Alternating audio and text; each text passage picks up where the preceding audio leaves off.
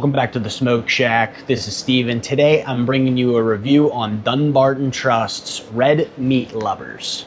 It's the band there. Good looking cigar here. Great looking wrapper.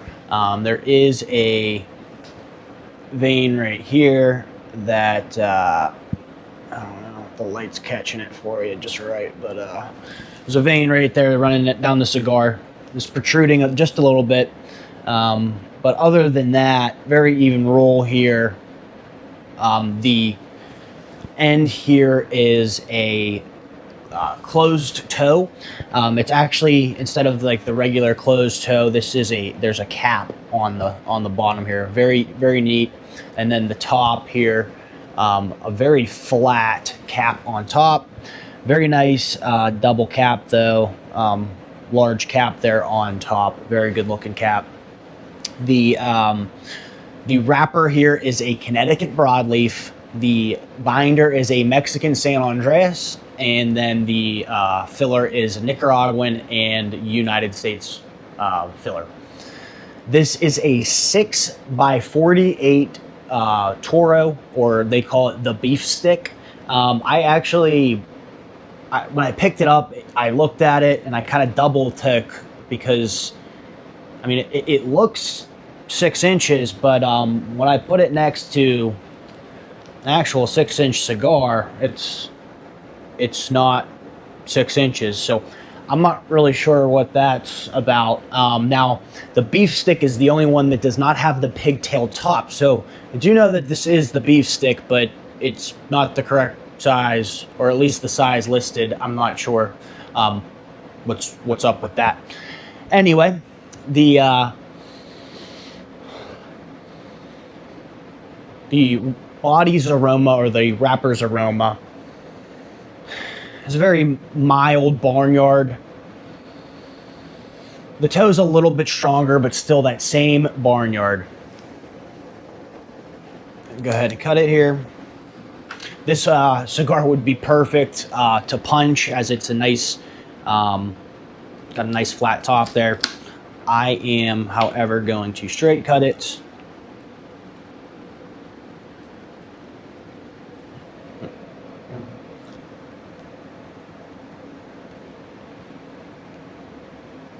Still pretty good airflow for it having a closed cap like that.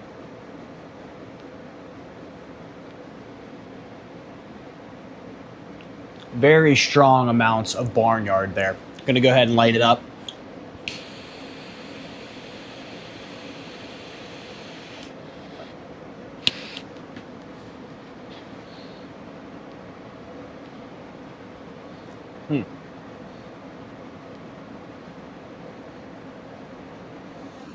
Very, very heavy on the black pepper here to start. There also is, I would say, a chocolate in the background and maybe some type of meaty taste. But it's definitely chocolate and a whole lot of black pepper there to start. I'm gonna go ahead and smoke this down, get towards the end of the first third here, and then break you back in with my thoughts here on the first third. Hey, cutting in here real quick. We will be back to the review shortly, but I just wanted to take a moment to thank all of you for subscribing to the channel if you have already, and liking the content, as it helps us just drive the channel. I am on a push right now to get to 100 subscribers. And at 100 subscribers, I will be doing a very special review on this My Father Le Bejoy 1922 100 Años. This is a great cigar put out last year, 2024, in honor of Mr. Jose Garcia's father. That is Mr. Pepin, his father. His father would have been 100 years old last year, so they put this out in memory and honor of him. I would love to do this review for you. Just hit that subscribe button so we can get to 100. All right, back to the review. Bringing you back in at about the end of the first third here of this cigar. The flavor profile here is pretty nice. You get a black pepper, chocolate, plum, and a nice oak to finish it off. It's very flavorful here. Very rich in flavor, very complex, very smooth as well. I think the balance is just slightly off, so like a 4.5 out of 5. I think the black pepper is a little too strong here, but that's about it. It's really not too overpowering, so that's why I'm just taking the half point there. But medium here to start with the strength. Slightly wavy on the ash or the char line. Right now it's decently even, but it was slightly wavy. As you can see, there's like a little hole there in that cigar, which brings me back. The ash here was slightly flaky, but all in all, an ideal draw here. So I'm going to go ahead and smoke this down to about the halfway point and then catch you up with my thoughts. Bringing you back in at about the end of the second third here, the flavor profile changes up just a bit here. Earthy tones are the main taste or the flavor here, with a little bit of chocolate as well. There's some coffee in there. There's nice oak and red meat as kind of secondary flavors. Very nice. I'm not sure if that red meat taste is just because the cigar's named red meat and it's in my head, but there definitely is a resemblance of red meat, bloody steak. It's not really nice. Very rich flavor here. Great balance of the flavors as well. Very complex in this third and very, very smooth. The strength here is still a medium for me. Hasn't really kicked up much to that medium full like I thought it might. Nice even char line here.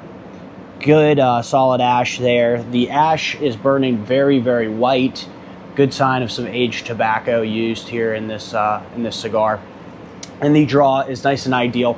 I'm going to go ahead and take this band off here shortly and then smoke this down into the final third and then catch you back up with my thoughts. Bringing you back in here for the final third, the flavor profile changes up just a tad bit here. It's quite nice. The main flavors here are that black pepper that was in the first third, but not as powerful as the first third or off balanced. It is a lot more balanced here or harmonious without the other flavors or within the other flavors. Creamy oak here as well and chocolate. Very nice main flavors. The subtle flavors here are a malt and a earthy soil note as well. Very nice. The mouthfeel or the smoothness of the cigar has taken a little hit here. It's become a little bit more coarse here in the final third, as well as the strength of the cigar has picked up to a full strength. Very, very strong here in that final third, and it is kicked up really in the last inch to half inch of the cigar. It's a mouthful. It is a kick in the mouth. Complexity here, very, very intricate, still very intricate, very rich in flavor as well, and the balance is there as well.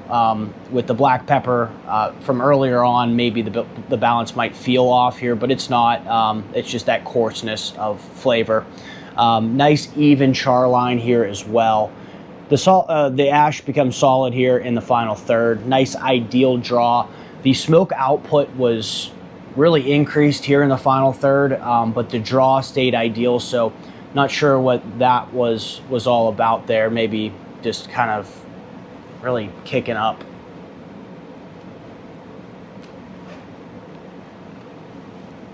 Anyway, final tasting score here is a 67 out of 70, with the pre-light being a 9 out of 10. Just the, I guess, not fully even roll there, and then the cap was just, the draw was slightly tight, I guess, with the closed toe there. So 9 out of 10. Combustion throughout the cigar, 9 out of 10 as well, as the ash was just slightly flaky and the char line was just slightly wavy there in the first third. Presentation, really like the presentation of the cigar. I like how it looks like a beef stick, you know, and that's the name of the size, so that's a cool touch there. The boxes are very neat, and then the band itself is just a unique band. I like this looking band here. So 9 out of 10 there on presentation, giving us an overall score of 94 out of 100 for this cigar. These MSRP for $15.50 or around that number. giving us a price per point score of 1.65. So not bad there on the price per point score. Really, the flavor notes were the best, or were the highlight here of the cigar. 67 out of 70 is a really great score.